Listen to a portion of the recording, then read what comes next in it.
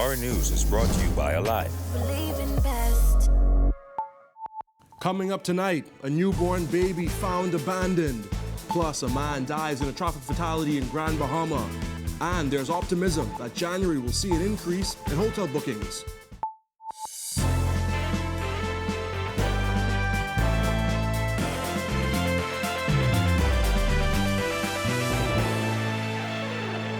Welcome to Our News, and thanks for joining us. Topping news tonight, a newborn baby was found abandoned on Saturday, and police are seeking help finding the infant's mother. According to police, the child was discovered at around 11 a.m. on Saturday morning by construction workers while at the Church of the Nazarene.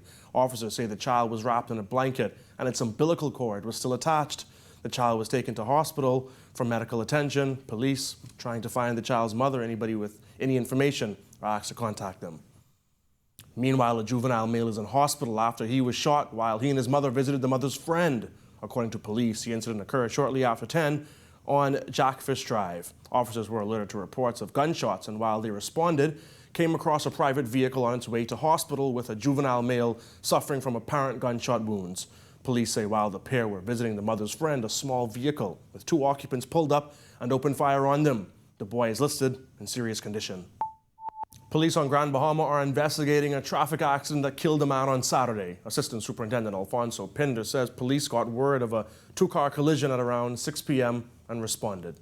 And on their arrival, they discovered that an accident had occurred involving a red Honda Accord and a white Mercedes.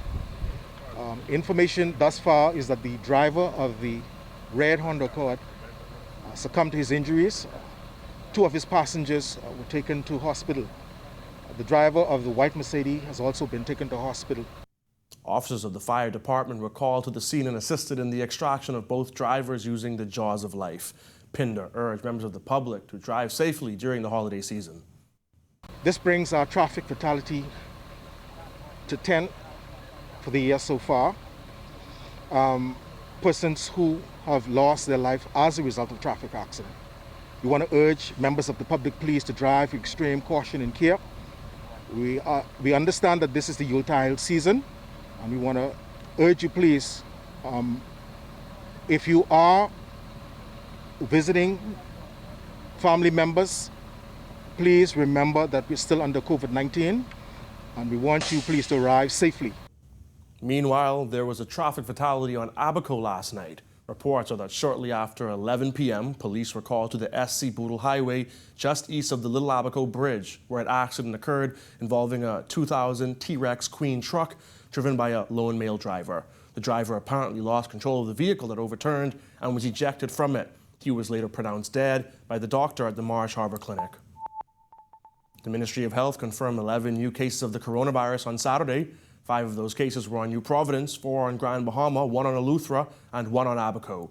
There are currently 13 people hospitalized, including 1 person in the intensive care unit. Officials also recorded 11 new recoveries. Government is eyeing an area in the western portion of New Providence for the development of an upscale community designed for young professionals. Prime Minister Dr. MINNIS says property will be valued at around $150,000, but will only cost those interested less than $50,000. It'll be upscale, and the whole idea, the land would probably be like 90 by 100, and we'd put in all the infrastructure, community center, etc. And the lands in the west are usually about 120, 150, most about 150. We would sell it to the young professionals for about 50,000 or less, because it's really their land. Crown land is really the people's land. It's not individuals, the people, and we just want to ensure that the people receive their land. MINNIS made the announcement while granting 24 Abaco residents with title deeds to their Crown land on Friday. But this new community, according to MINNIS, will be in his constituency of Killarney and will come with all the bells and whistles young people find attractive in an upscale community. So the property, they purchased it at about $50,000. The property with all the infrastructure worth $150,000, which means they would automatically qualify for mortgage and have their homes built without that great outlay that's prohibiting most young people from building today. And then we'd allow them to build duty-free. So all the materials would be duty-free, inclusive of the utilities, refrigerator, stove, microwave, etc. MINNIS says he hopes even that aspect would help make it more attractive to young professionals. He said it's really a move to give them a start. We've identified the property this progressive and aggressive program that we're moving, because we want to do development throughout all the family islands. And now that we're in this era of Airbnb, we're encouraging people to take advantage of it. There are a lot of opportunities in the family islands, especially COVID. Lots of people want to go to the family islands, which are COVID-free. Amid rising COVID-19 cases in the United States, Progressive Liberal Party leader Philip Brave Davis says the MINNIS administration needs to have a proper plan in place to prevent the Bahamas experiencing a third wave of COVID-19 cases. Jasmine Brown reports. We need to ensure that all the protocols are in place to prevent what I call the spread and transmission of the virus. So we have to also be careful that this opening is done wisely, that the proper protocols are in place, not just to protect the visitors, but also the employees who are in the industry. Because when the employees leave property, they're going back into the community. We don't want them to go back in the community contaminated, nor do we want them to come out of the community contaminated. Tourism Minister Dionisio Diagler told the press earlier this week that officials were concerned about the number of U.S. infections being recorded daily. However, he also said they are hopeful COVID-19 travel protocols will help minimize the threat of transported cases. His comments come as major hotels across the country prepare to reopen this month. Atlantis resumed operations on Thursday, while mega resort Bahama reopens on December 17th. Many major hotels closed in March after COVID-19 cases began to spread locally. After the country began its second reopening attempt in November, many of the larger hotel properties announced they would officially reopen in December. Davis says while he welcomes the restart of the country's -- industry, he believes there needs to be several things in place. Well, that's wonderful news. That's wonderful news for the country. At least it will seek to see that our economy gets back on track. Davis added that it will take more than just hotels welcoming back guests, as there will have to be a lot in place to ensure the tourism industry has a real chance of bouncing back. Whereas we appreciate that people are not going to just be coming in droves at the moment, the fact that they're open, it at least provides the opportunity for the economy to move in the right direction. It needs more than just the opening. It needs airlift to recommence. It needs the government to pay attention as to what's going on. Reporting for our news, I'm Jasmine Brown. Grand Bahamians say they've not felt or seen any progress for their island and harshly criticize the government for not doing more to boost Grand Bahama's economy. Julian Gray has that. Grand Bahamians say they're disappointed that more has not been done for their island by the government. A lot have been said from the governments, and a lot of them haven't lived up to what they said. Absolutely done nothing in 3.5 to 4 years. Absolutely done absolute nothing. They ain't nailed one nail in the ground. They ain't bring one out the ground on this island. So I think we're in a rough ride. Taxi driver Sidney McIntosh said he gives the government a 0 for performance. Even before Hurricane Dorian ransacked their island last year, residents say things have been difficult. McIntosh said he sees no light at the end of the tunnel and blamed the constant lockdowns for disturbing their routine and worsening the situation. 4 hours to get one fare. And you got to bargain with it because ain't nothing happening. You know. So I think it'll be in a long run. A long haul, especially the people in Grand Bahama and ABACO. I don't know how only God knows they survive. It's not much better for Genevieve Colley, who runs a snack shop in the local farmers market. While she's grateful for the locals who patronize her business, she said things have not been the same for the island since tourist numbers took a nosedive. It is rough. So you're just picking here and picking there, trying to keep your light on, keep the water on, and buy supplies. That's how it is. But I hope that maybe 2021 will be better for us. The veteran tourism industry worker worries about the future of tourism on the island and said that there should be a more diversified offering. Her heart aches for business owners in the industry whose doors have been shut. She and Forbes are waiting for the industry to pick up again. I have my regular customers. I thank God for them. So we definitely need that tourism part to pick up. Every time I look at these doors, I wonder about it because they're not doing anything right now. And it would be good that if the cruise ship comes back and starts working, then they'll be able to survive. Other than that, they stay closed. Reporting for Our News Weekend, I'm Jillian Gray. Still to come on Our News, the Prime Minister addresses criticism of the domestic travel visa, and an infectious disease specialist defends COVID-19 vaccines. We share our stories because there is power in every story. There is hope in every story. There is healing in every story. Our stories will inspire you. They will change you. They will empower you because there is freedom in every story. Join me, Erlene Camille, and my guest every Sunday at 5:30 p.m. and Wednesdays at 6:30 p.m. for powerful, revealing, life-changing stories. Journey TV, we share life's truths.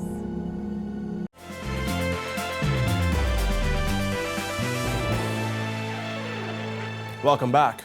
Prime Minister Dr. MINNIS not saying much about the requirement for a domestic travel health visa. According to the latest emergency order, a domestic travel visa, which costs $25, is required for travel to and from New Providence. But there have been complaints regarding the cost of $25 for the health visa, in addition to the RT-PCR test, which costs over $100. We recognize the challenges in this COVID era. We're hoping that this COVID era would be over soon with the vaccines coming in, and we would encourage people to continue to follow all the mitigation protocols so as to minimize the introduction of COVID into our society. And once we reach a comfort level, then that would all dissipate. So you would not require any visa or whatever. So we're working aggressively towards that. MINNIS says there's really an individual responsibility Bahamians have to ensure COVID levels remain low in the Bahamas, where hopefully such things like a domestic travel visa would no longer be necessary. Until then, he says the wait continues for a vaccine. The more individuals comply and become disciplined with the protocols, the sooner. And we're working aggressively to see whether we can get the vaccine as quickly as possible. Taking into consideration the vaccine would not help individuals who already have the disease or are infected. It would prevent individuals from becoming infected. Infectious disease specialist Dr. Nakia Forbes seeking to calm fears surrounding recently approved COVID-19 vaccines, stating that the side effects are not worth risking catching the deadly virus. George O'Brien reports. Following safety concerns raised by former Health Minister Dr. Dwayne Sands, Director of the National HIV, AIDS, and Infectious Disease Program, Dr. Nakia Forbes, insisted the rush to develop the vaccines doesn't mean they were not subjected to the correct amount of testing and scrutiny. These vaccines have been developed very, very quickly given the global pandemic and the real challenge we've had with COVID-19 this year. And so they have been developed at a very, very fast speed. But that doesn't mean that they didn't go through the requisite safety. They still went through the appropriate clinical trials, and certainly they do require the necessary scrutiny and approvals and review before they can be allowed to be used in the usual place, or before you can actively use them in a vaccination program. The Pfizer, Moderna, and AstraZeneca vaccines have been approved by reputable medical boards such as the CDC and FDA, according to Forbes, who added that despite their approval, the vaccines will have some side effects in certain patients. Those can be fever, soreness at the injection site, nausea, dizziness, headaches in some participants, abdominal pain in some participants. And generally, these side effects were something that happened within the first 2 to 3 days, that's 48 to 72 hours, and they were transient. That means they were short-lived. They only lasted for a few days. And so when you think about it, those would not be unusual for other vaccines. According to Forbes, Bahamians must ask themselves one question: are those side effects worth the risk of catching COVID-19 and possibly losing their lives? Taking this vaccine, are you willing to risk having a fever, possibly chills for a couple days, versus being highly protected from not getting COVID? That's what you have to think about. And that is what we think about when we balance what are the scientifically documented risk and adverse effects and what are the benefits. And so that is something that is useful information to know. And certainly the side effects are not permanent. They're not terribly serious. Reporting for our News Weekend Edition, I'm Georgia Bain. When our news comes back from the break, a non-profit expresses concern over the Freedom of Information Act. Stay with us. We share our stories because there is power in every story. There is hope in every story. There is healing in every story. Our stories will inspire you. They will change you. They will empower you because there is freedom in every story. Join me, Erlene Camille, and my guest every Sunday at 5:30 p.m. and Wednesdays at 6:30 p.m. for powerful, revealing, life-changing stories. Journey TV, we share life's truths.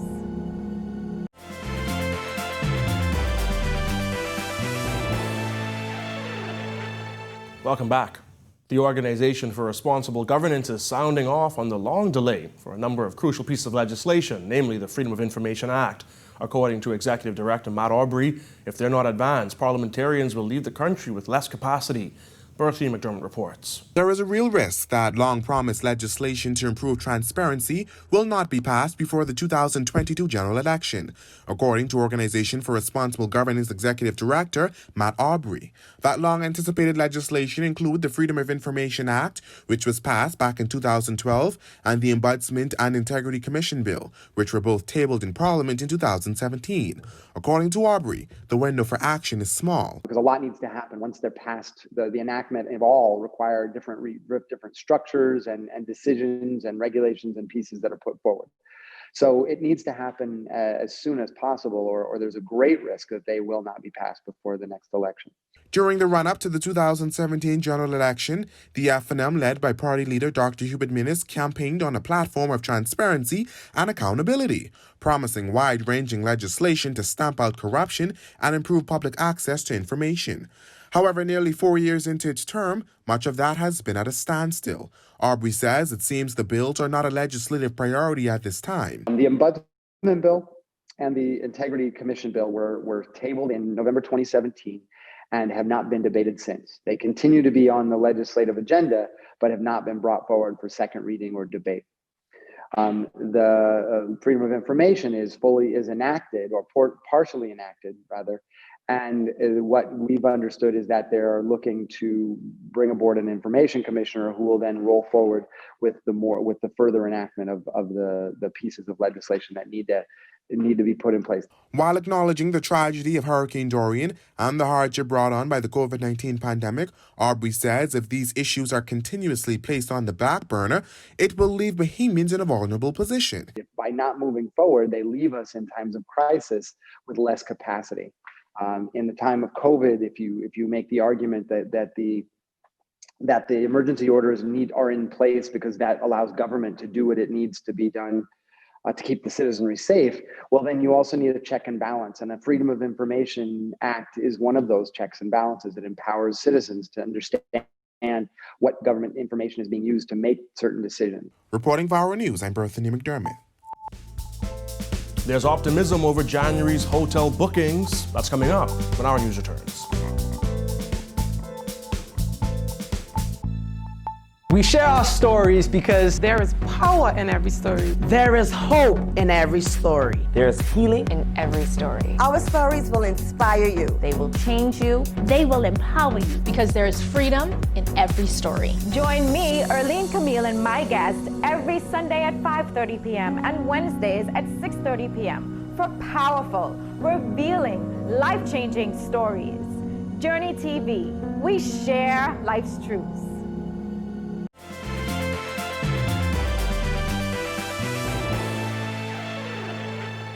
Bahama Senior Vice President of Government and Community Relations, Robert Sandy Sands, has been elected President of the Bahamas Hotel and Tourism Association. His election comes at a crucial time as major resorts begin to reopen. Speaking to our news over Zoom, Sands says the safe reopening of the tourism industry involves everybody playing their part. It's collective responsibility, starting from the arrival process coming to the country. Persons will have to have a negative gold standard test, which they will upload to the travel visa. Some properties have gone a bit further that when they arrive on an individual properties that they will require them to do even a rapid test prior to arrival. Last week, Atlantis welcomed 2,500 staff members back to work and reopened its doors to guests. Bahama will reopen on December 17th, and Sands says while bookings aren't exactly where they want them to be, that isn't necessarily a bad thing. While bookings are there, they're not as robust as we would like them to be.